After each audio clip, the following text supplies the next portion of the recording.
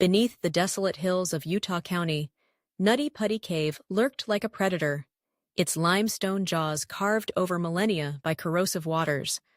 A labyrinth of claustrophobic tunnels and suffocating crevices, the cave was a siren's call to thrill-seekers, drawing some 5,000 spelunkers annually to its treacherous depths. Among its most infamous features was the birth canal, a cruelly narrow passage that mocked the human form, forcing even the bravest to contort and crawl like prey through its unyielding grip. But on November 24, 2009, the cave would claim more than courage. It would claim a life.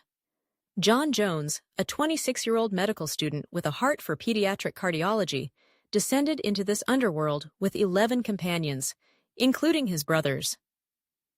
Raised in the rugged wilds of St. George, Utah, John was no stranger to adventure.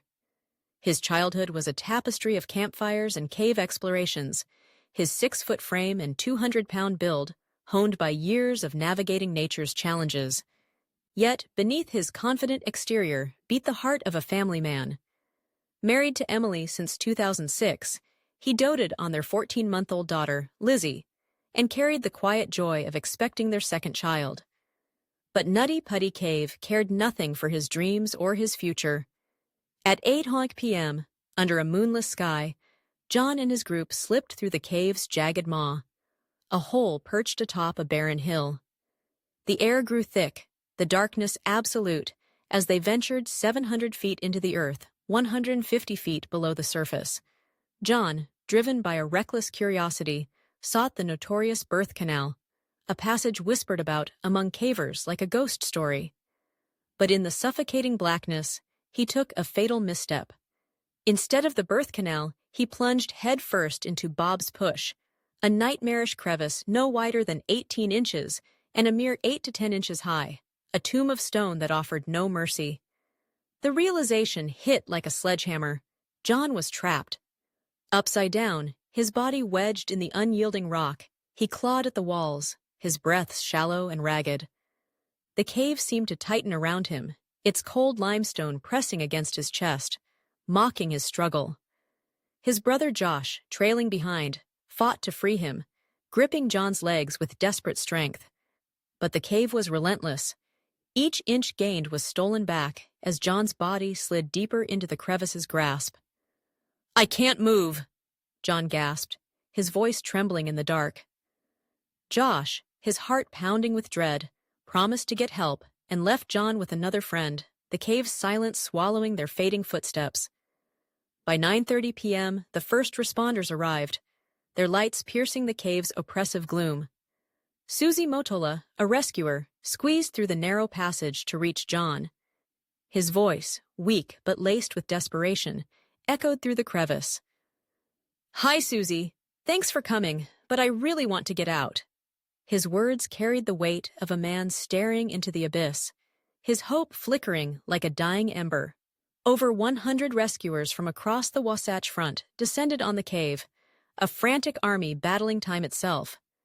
John's inverted position was a death sentence in waiting. Blood pooled in his head, threatening confusion, nausea, and unconsciousness. Sheriff Sergeant Spencer Cannon's voice was grim. "He's not just stuck. He's trapped." The rescue was a descent into chaos. Compressed air tools roared, but the limestone laughed at their efforts, unyielding and ancient. Jackhammers were useless in the cramped space. One rescuer swung a ball-peen hammer in pathetic 6-inch arcs, chipping futilely at the rock. A rope and pulley system was rigged to John's legs, but his feet caught on the crevice's jagged ceiling, thwarting every pull. The cave seemed alive, a malevolent force conspiring to keep its prize. Only one rescuer could fit near John at a time, their hands slick with sweat, their hearts heavy with the ticking clock.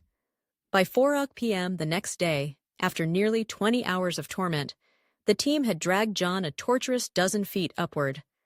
A fleeting moment of hope came when John's voice crackled through a police radio reaching Emily. His words, frail but loving, brought tears to his father's eyes.